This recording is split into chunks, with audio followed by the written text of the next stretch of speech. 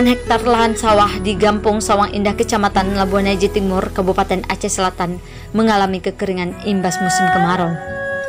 Dampak kekeringan lahan sawah tersebut, bibit padi di persemaian terancam gagal ditanam karena tanah sudah mengeras dan retak-retak akibat kurangnya pasokan air. Kecik Gampung Sawang Indah Effendi kepada wartawan Jumat 12 Februari 2021 mengatakan, kekeringan lahan sawah itu bukan saja imbas musim kemarau, melainkan juga imbas tidak ada pasokan air dari irigasi. Saluran irigasi sudah ada, namun embung atau tempat penampungan air tidak berfungsi karena sumber airnya dari tada hujan. Disebutkan, akibat dampak kekeringan lahan persawahan itu, masyarakat tani di Gampung Sawang Indah tidak bisa menanam bibit padi.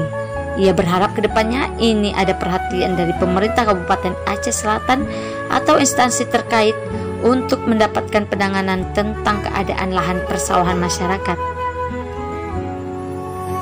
Persawahan masyarakat di Kampung Sawang Indah bakal terancam gagal tanam akibat kemarau yang sudah begitu lama. Jadi kita berharap kedepannya ini ada perhatian dari pemerintah daerah atau instansi terkait untuk dapat menangani tentang keadaan persawahan masyarakat ini.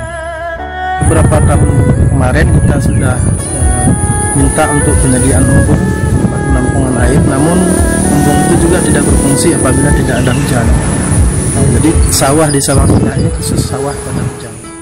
Ini tetap dilakukan penanaman, namun kalau hujan tidak turun ini juga mungkin bukan lagi terancam tapi bahkan gagal tanam.